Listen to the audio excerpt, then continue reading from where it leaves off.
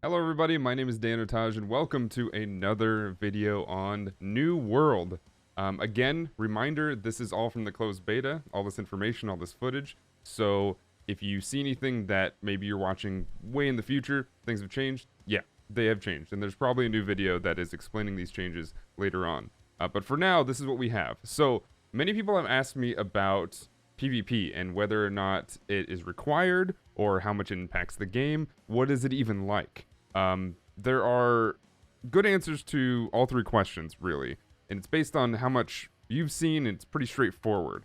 However, there are some quirks, so keep that in mind. Mostly it's about strategy, but we'll talk about that in a second. Is this required? PvP? Absolutely not. Is it something that you need to focus on in order to do one or the other? No. No, no, no. You have the choice to play New World however you like. Full player versus environment, PvE, or full player versus player, PvP, or like me, a mixture between the two. Before I get too far into this, make sure you are subscribed to the video. I know a lot of you are new to the channel, and that's really awesome. I'd love to see it. Subscribe to the channel. We got all kinds of new stuff coming out. I'm not just a 2 video, and we're going to get this done right here on the channel. So thank you so much for watching. I hope you enjoyed this video. There's one thing I will say about PvP, is it will most likely impact the PvE players. They're going to be very separate. They can be conjoined. It doesn't really matter. But the PvP stuff will change what happens with PvE a little bit. It's mostly focused on territories. It's all about the transition of power between territories. It basically impacts how much Azoth you're going to be using on a regular basis, how much you save up. If your faction owns territories, you can transfer the things between them. It takes a little bit of gold, so there is a trade-off, but for the most part, you're not spending way more Azoth instead. So, as long as you are okay with the gold fee, you want to own as many territories as possible, and you can do that by helping out your PvP friends, or if you're a PvP member, which is probably the reason you're watching this, you are working for your PvE friends as well. You're working for your faction members that are doing mostly PvE. They're probably the ones that are helping you upgrade your settlement and your keep anyway, so you want to work together, and you can do it in so many different ways. You can craft or trade things, what have you. So, without further ado, let's go see what we got with open world PvP. Alright, Cave. The transfer of power on territories is done through war, which is a scheduled 50v50 instance battle between two different factions. Somebody from the third faction can always help out either side. That's especially good for big, powerful units on the third faction that may want to help tip the balance for their own purposes. But we're going to go through that in a different video. This is more about the open world PvP. Open world PvP can happen at any time in the world as long as you're flagged for it. You can flag and unflag for PvP at any settlement or fast travel node. There's one of each of those in each territory. There's a timer from the time you leave the safe zone, giving players time to leave and not get camped right at the entrance of the settlement. However, people do tend to use this as a safe harbor to run quickly in and out if they are about to lose a fight, or maybe they're outnumbered, or what have you.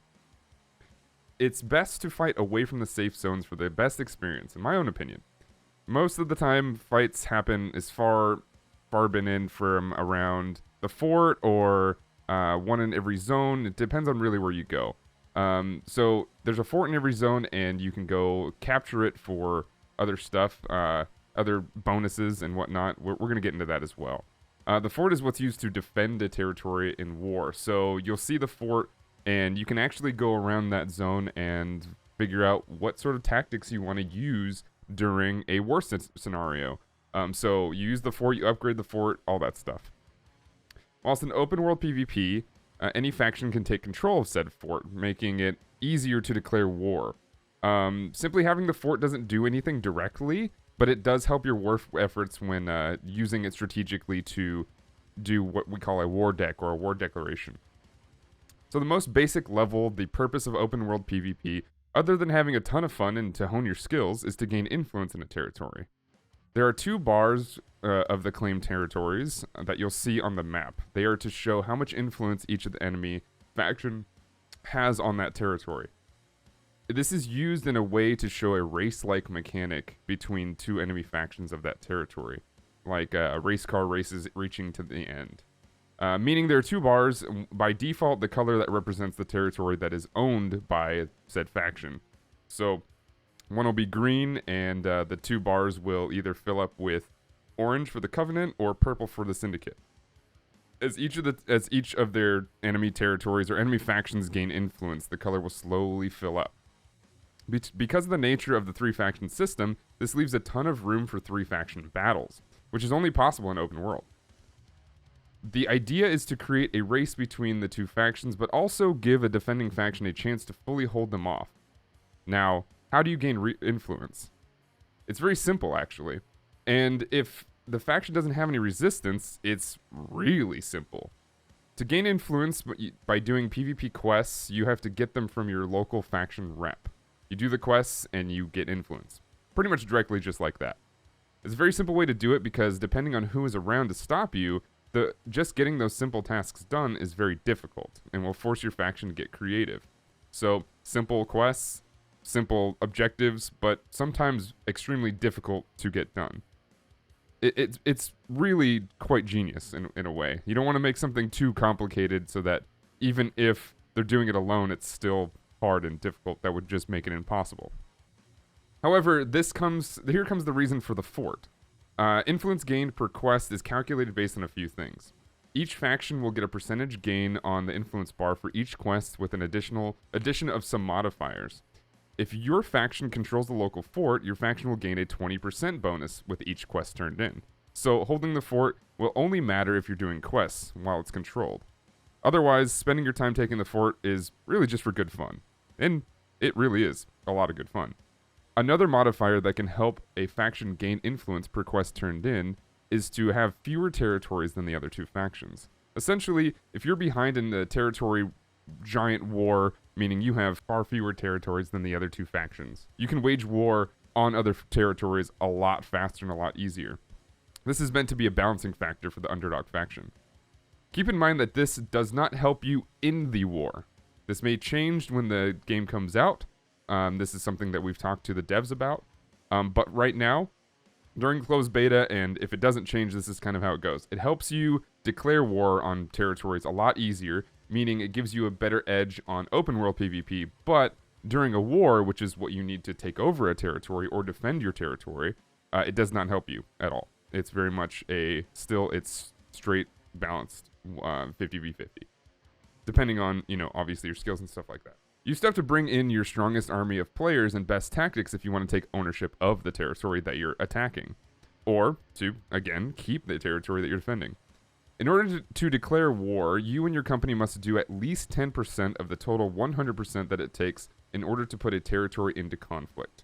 The more your company contributes to placing the territory into conflict, the better your chance your company governor can actually wage war.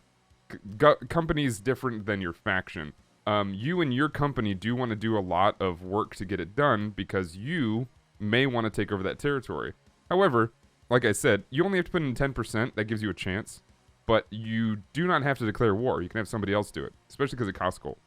Once, this is chosen through a type of lottery. However, like I said, your chances are better if you have contributed more than the other companies. So if you put in 10%, you have a chance, but obviously if you put in way more, you have a better chance. Simple as that. You do have to take one more step in order to be considered for the company to actually be the attacker. Once the territory is placed into conflict, indicated by the two influence bars on the map changing to the attacking faction's color and labeled in conflict. Once it's in this phase, your company's governor has 6 hours to go to the war table located in the settlement and wage war.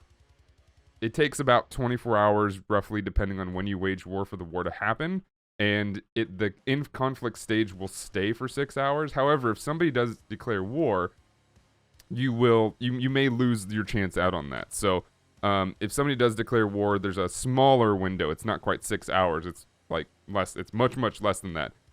But the point is, if nobody does anything, your faction has, and anybody in your company that has contributed to that has 6 hours to be able to declare war. I believe it's also important to point out that there is a siege window, I've explained in a different video. There's a siege window for each company. The company that is controlling that territory will pick that siege window. If you are attacking after the siege window, you will have to wait until the next siege window comes through, giving the defending enemy or the defending company a chance to fully defend and put up their best squad. If you attack before, it'll be roughly 24 hours once they're not the next siege window, but the siege window after that comes around. So if the siege window says like 9 o'clock and you attack at 8 o'clock, that next 9 o'clock will be the start of the 24 hours essentially. So the next 9 o'clock after that will more than likely be the war time. If you attack after the siege window in the current phase and you make that war declared, you will then have to wait another 24 hours after the next one anyway. So there will always be one siege window that passes. Keep that in mind when you're attacking, because if you're trying to attack two different territories and you get one before and one after, you're going to have two different wars with the same faction or the same territory governor, but they will still have a chance to fight both with their strongest army because you will not be splitting the forces at that point. That also prevents people to come in and randomly do it as well. If they didn't help, if a company did not help put that territory into conflict, then they cannot help. They cannot declare war. It has to be somebody who participated in that event. So, let's say two companies work together on putting that territory into conflict. One company, much smaller, they say they put in like 12%, and the other company did the entirety of the 88%, right? They did everything else. But that company that did that 88% really doesn't want that territory because they would have maybe too many territories, and that could leave them open to losing a territory in a faction war with some good strategy. We'll talk about that more towards the release of the game and depending on how things change. There's a couple tactics that go into there. I don't want to release too much. But essentially, they may want to leave the territory to the other faction that maybe didn't do as much, but somebody they're trying to help out, because it allows them to gain some gold, maybe build up their army a little bit more. So if it's only two companies that put that territory into conflict, it essentially leaves room for you guys to negotiate and talk about some things. So the one that did 88% can just not declare war. They don't have to do anything. They can just sit there and wait the six hours for the other company to come in and come with their gold and be like, hey, we're declaring war. We're going to do this. And then that company's governor is able to then choose the army for the attacking side or whatnot. It's really like that gets a little bit complicated. I wouldn't worry too much about that. It's just a way for you and your fellow faction members to sort of work together. So, how do you declare war? It requires some gold, as I said before. The cost may change upon release, but right now it's basically up to 15,000 gold. That's how it was in the closed beta. You can spend less, and you can spend up to it. Like I said, there's different options, and they leave you with different bonuses towards the attacking event, the war. How much you contribute does not change your chances to win. That is literally only due to how much influence you put in during the actual event, as we said before. The money you contribute gives you more access to equipment during the war. That's really what the big change is for that. I always recommend putting in the most that you possibly can, because even if you lose that because you lost the war, it gave you the best chance anyway. So unless you're really planning on losing the war, which you shouldn't wage war anyway, I would put in as much as you possibly can. Now, everyone that chooses to wage war will lose their gold. However, if your company is not chosen to be the attacking company, you will be refunded the cost. So let's say 5 factions put in at least 10% of the influence that's needed to be able to take over a territory. Everybody can put that in and be like, hey, I'm putting down my 15,000 gold. Here you go. And then the server says, okay, we're choosing a company that's not yours. Well, you'll get that money back. But if you are chosen, that money doesn't come back and you are the one waging war. If the attack is successful and the war is won, the company that attacks is the company that controls the territory until it is lost. It doesn't change. They may give you options to change company later, but for the most part, once you have it, your company owns it, and your company is then required to make all the upgrades and to do all the essentially the brain work towards making sure that settlement is good to go. Everybody on the server can help you build it up, but for the most part, you have to be on when that cooldown for each upgrade is ready, so that you get the most efficiency out of upgrading your town. There are many tactics you can learn in order to use and outsmart the enemies, such as flipping focus between the fort and the PvP quests, doing some crazy ninja things, as we were able to do in the closed beta. It was really fun. Sometimes you have to use their numbers against them, essentially. If you see big numbers somewhere, if you see a giant group of enemy factions going after somebody, you may want to possibly contact the company or the faction that owns that territory and be like, hey, you got a big group coming over and trying to take your fort. They may be trying to take something. And while you go over and do some quests. Now, they'll notice that pretty quickly, but that means you just started a 3-faction battle, and that can give you, especially if you're the smaller faction, a little bit of room to sort of stealth around and sneak around and do some cool stuff. There's tons of tactics. We'll talk about that a little bit more in after the game releases, but for now, there's a lot you can do. As you play, you'll see how the enemy reacts, and you'll come up with all kinds of creative ways. It's really cool. As for builds that work well in these situations and other tactics, stay tuned and subscribe to the channel, because there is, like I said before, so much information to divulge. I'll put together some open world PvP builds. For the most part, what I've seen is the axe do really well. The two-handed axe, I've seen bows and arrows do really well. Healers do really well. But I don't want to talk too much about builds here, because I know for a fact that a lot of that is going to change, and there's a very high chance that we'll see some really interesting weapons come out that we didn't get to see in the closed beta upon release. So take that into note, and be ready to jump in. As always, if there's something you want to know more, let me know in the comments below. And if you liked what you saw here, it wasn't much, but it is the very basic schematic of how to do some open world PvP. So, and how it works. So until next time, have fun in Aeternum, and I'll see you.